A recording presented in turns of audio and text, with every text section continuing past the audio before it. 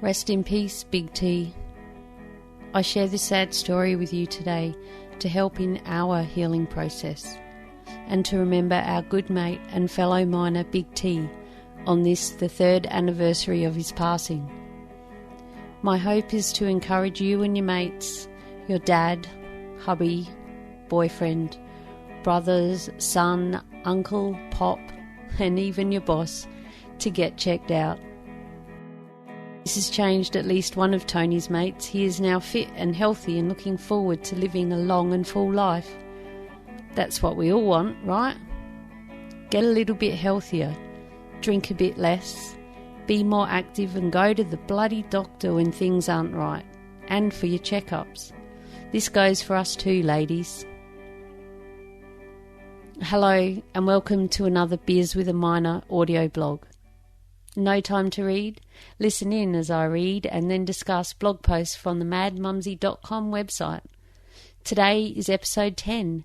Woohoo! Double figures! Now let's dig in. Get it? Dig? Mining? Oh, crack me up.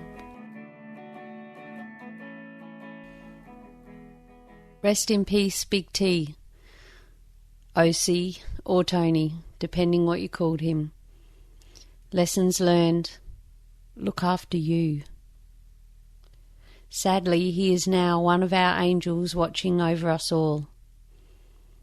He was a joker, a clown, a big kid. He was an amazing guy. Lovable, helpful, great boss. All-round good Aussie bloke. He was also my daughter's soulmate. There was an age difference, but that did not matter to them. He was a country guy who had his Toyota Ute, tinny, Harley and cowboy hat. She loved doof music and Britney Spears, Holdens, Home and Away and her mini Foxies. He always wanted a real dog. They waited a long time for a special puppy to come from his best mate's dogs. He called her Toya after Toyota.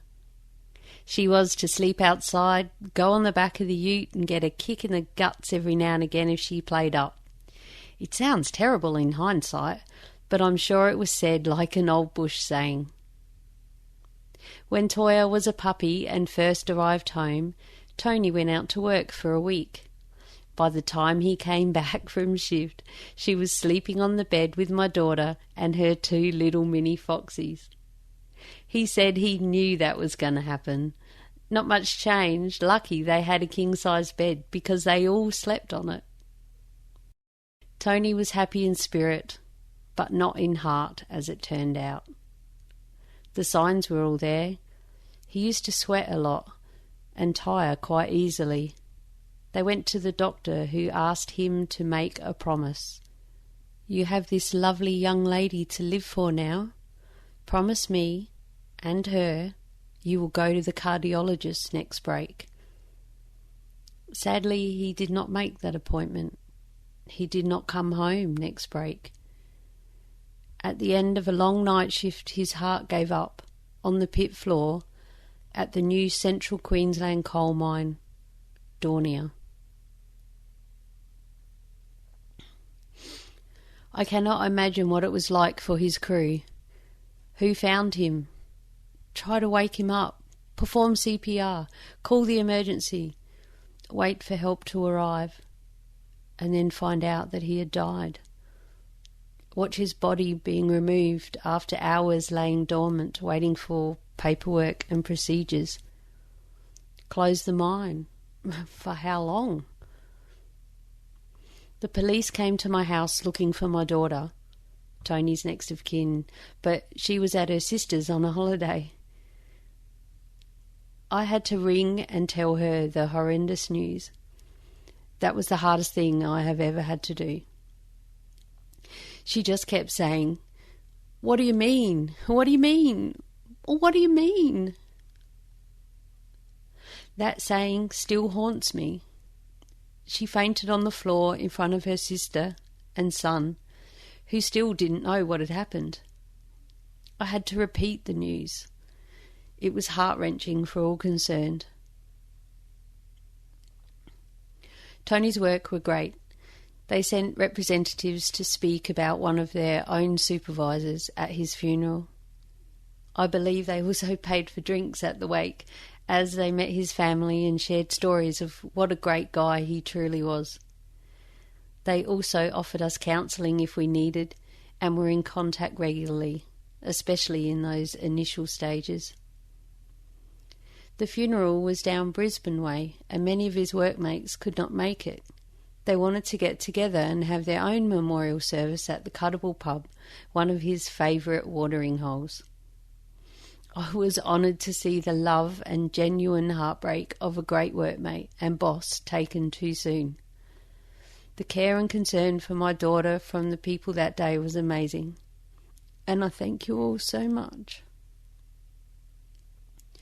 Not long after Tony passed away, Toya, the puppy, was bitten by a brown snake. All my daughter could say was, "She can't die too." Thanks to the awesome team at the Valley Vet in Walkerston, a week's stay and $6,000 plus later, lucky I took a VR, she survived and became a pin-up dog for what the vet can do when money is not an option. She had to live. It was kind of like keeping Tony alive somehow. As time passed, my daughter contacted the local paper to help promote the Heart Foundation, who were having their yearly awareness campaign. The message is loud and clear, peeps. Go to the bloody doctors, you blokes. You're not invincible. Just ask Big T. Oh, you can't, can you? Because he had a massive heart attack at the bottom of the pit at 5 a.m. at the end of night shift. I'll have to read that again because I'm on the table. I might as well have a drink. Fuck, this is hard. Go to the bloody doctors, you blokes. You're not invincible. Just ask Big T. Oh, you can't, can you? Because he had a massive heart attack at the bottom of the pit at 5 a.m. at the end of night shift. His mates rallied around us and each other. On this, the third anniversary, 4th of June 2016, they are doing their first memorial ride. Sons of the Southern Cross SMC Memorial Poker Run. I share our story with you, I guess, to help us in our healing and to remember our good mate, but to encourage you, your mate, your dad, hubby, boyfriend, bro, son, uncle, pop, boss, to get checked out. This has changed at least one of Tony's mates. He is now fit and healthy and looking forward to living a long and full life. That's what we all want, right? Get a little bit healthier, drink a bit less, be more active and go to the bloody doctor when things aren't right and for your checkups. Goes for us too, ladies. I would also like to add for everyone to please, if you can, learn first aid and how to do effective CPR, as this too may help save lives, especially in those initial moments. Here's one of our angels now. Sadly, the number is growing. There's quite a team gathering. He was a great partner to my daughter and grandson and was already a huge part of our family. When I walk home from the castle where they lived, the light always flashes. Hello, Tony. The clock stopped at 5 in the castle kitchen that day he died. New batteries would not make it go. My daughter threw it in the bin. She was cranky at the clock. At 5 o'clock. At the world. But it was my clock. There are still clock issues in that room. Hello, Tony. If you have lost loved ones, it is the little things that help you remember them. You can believe in the woo-woo side, or not. But look for the ways to see them, remember them, talk about them. Have a memorial, light a candle, get the old photos out, remember the good times, have a cry and a laugh. Think of the things you did together and what you discovered and kept hold of in your life now. It is hard when life throws shit at you And this was one of those times me and my family, along with everyone else Tony's life touched. How do we continue? I wrote a blog post about this just after I was starting to come out of the haze. Kind of bent, but not broken. Perhaps the words on the above post can help you too. Tomorrow will be the 3rd anniversary. I will be in a pit in a coal mine, trying to heed my own words and not be too broken. I know my daughter will be trying too, but also remembering and honouring a great bloke who blessed so many of us with his presence in a life cut too short.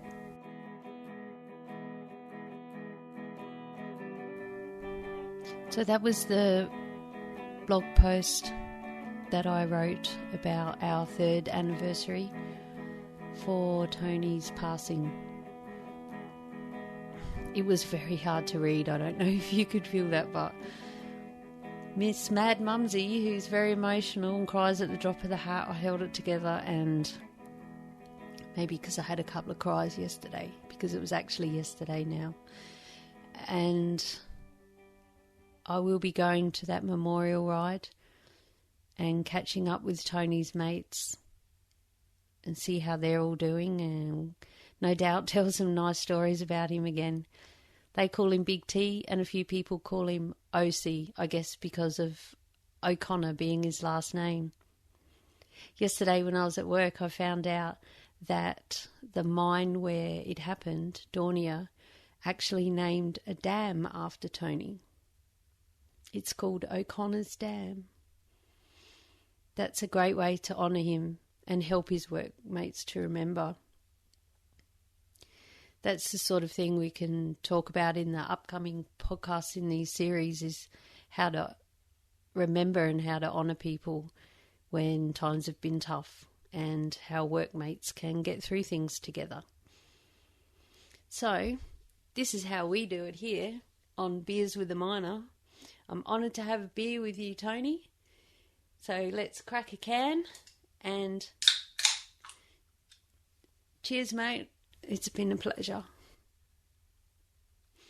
So I thought I would also read to you the blog post I wrote in those very early weeks after Tony died on my other website, collegeoriverhouse.com. These were the sort of things I was trying to help my daughter with, and myself as well.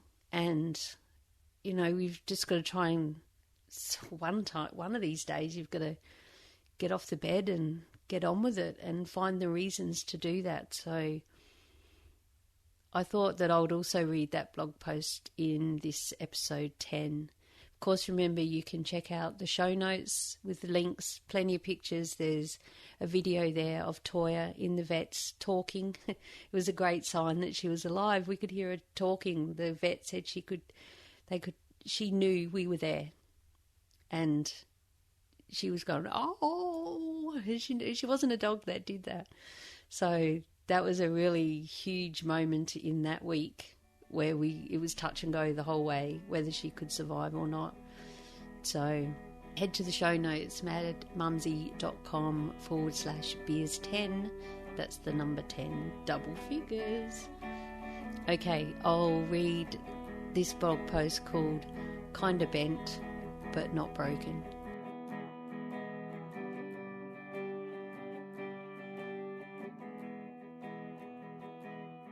Welcome to my latest post, which started to be all about what has been happening within our area. As you will see, I digress slightly, but I hope you will still enjoy this little ride, and perhaps will see your world and those in it with fresh eyes by the end. As you may or may not know, our family recently had devastating news of my daughter's partner, Tony, sadly passing away whilst at work. This has been a very hard time for us all, hence my absence for a while on collegeoriverhouse.com. You can read more about this at Crocs Here post and get a feel for who our mate Tony was when he spent a day on the creek and they saw a crocodile with Tony and brought home a feed of mud crabs, my dad's first ever mud crab. So For those listening to the podcast, if you head to the show notes, you can also see a link to that blog post. I'm not going to read that one out. That's more pictures, I guess. And carrying on. The previous week, my best friend's mum also passed away. Whilst I was in Melbourne at her funeral, I found out that 30% of my other family at work were being sacked, and that there was no news as yet on what was happening to the rest of us. I had very mixed feelings of worry for my crew, what was going to happen, and to whom. Most of all, I was stressing that I wasn't there to help them through this tough time. It's probably the mum and nana coming out in me, but that's how I roll. Yes, they do become like family when you spend half your life together, working long hours away from your loved ones. Of course, like all families, not everyone gets along. A crazy mix of personalities, such as the weird stalker cousin you don't talk to, the angry uncle, or the young annoying brother. However, I care, and mostly enjoy their company, sharing stories of their journeys in life. Family. Caught between a funeral and sackings, the feeling of guilt was confusing. There were people around me with crushed hearts for the loss of a wonderful lady, and I was also sad for having to say goodbye to her.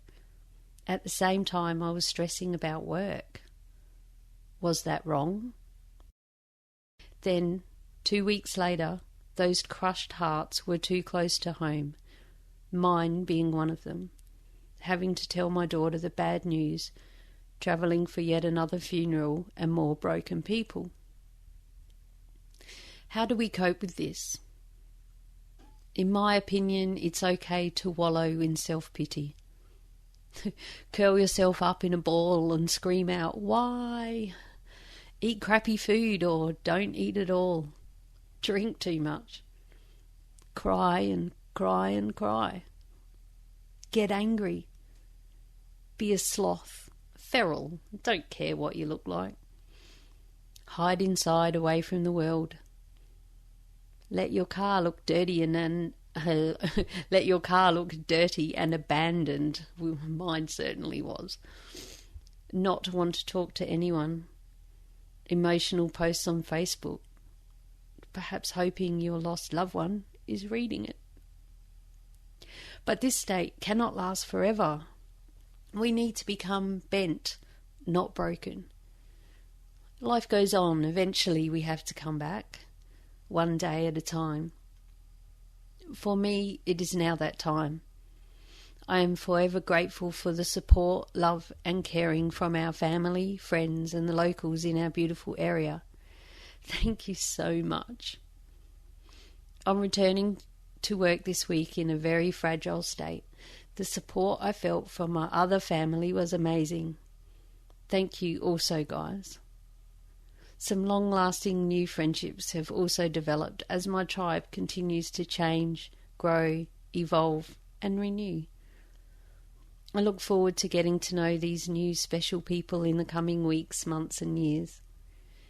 It is nice to know there are good people around and that when things go crazy we can all help each other through the tough times. In times of grief and sadness, really the only good that can come from it is to encourage us all to reconnect with the areas of our life that at times can be neglected. We get so busy dealing with the busyness of living. Sometimes we can go about the days with our blinkers on to the beauty that surrounds us. Yeah, I mean the sunsets, the stars and the moon, sights, sounds and smells, but more importantly, the people in our lives. Those close to us are obvious jewels that make every day special. Life can become the drudgery of working, housework, cooking, getting to and from school and sport, homework and chores, shopping, tending to animals, planning the money, paying the bills, always needing more. We start to wait for the next elusive holiday where you can go and do something else. Catch up properly with some quality time together. Instead, you have to get up the next day and do it all over again. It is in this space the day in, day out routines that we at times forget to stop, look inside with a sense of gratitude and to have a little fun. Realise no one is here forever, so enjoy each other now. What about other people too? Let's try to become more aware of noticing others. Smile and say hi, even if you don't know them. Yours may be the only smile they see all day, all week. Go first, pick up the phone, send someone a long overdue connection. In this time of technology, it is too easy. A text, email, private message, friend request on Facebook. Or hey, what about an old-fashioned letter or postcard from your hometown? During these past few weeks, I have tried to touch base with my online internet business courses here and there, written a few words for future blogs and listened to my podcasts for inspiration. This newfound online community has also inspired me to continue on my journey, believe in my dreams, live life today and love and connect with each other now. Time to reflect on the people in my life, the community I live in, wonderful daily sights, sounds and smells, and the plans I have to continue to grow and learn. I hope you can come along for the ride, and today look at the people in your life, treasure their presence, and have a little fun.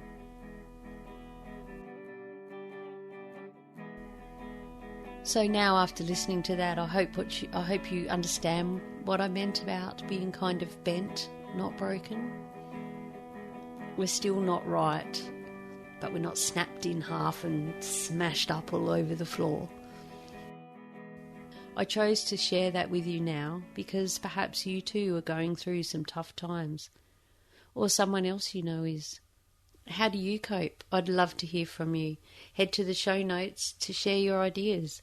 madmumsy.com/beers10. That's the number 10. Well, I hope that this hasn't been as hard to listen to as it has been to prepare and share with you.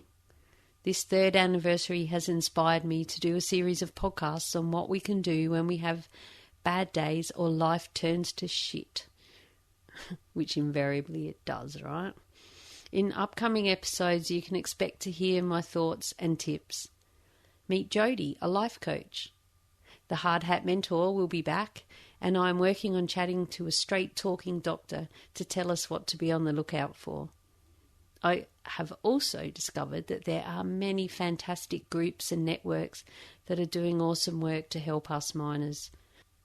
I'll be sure to share them with you through interviewing some of those. Well, that should keep me busy. What are you going to do? I'll try to make those episodes a bit lighter than this one, but things need to change for many of us, so I'm giving everyone a kick up the butt to live a long and healthy life and be around for years to come. Remember, all the links we discussed in this episode can be found at madmumsy.com/beers10, and that's madmumsy with a Z or a Z, depending where you're from, and the number 10. I would love you to please leave a rating and review on iTunes so more people can hear about the Beers with a Miner podcast. And head to madmumsy.com/iTunes to find the subscribe link, and you won't miss any episodes at all. Thank you so much for listening, and please share with your mates. Until next week, stay safe, be real, be special, and have fun, for we only live once. Cheers.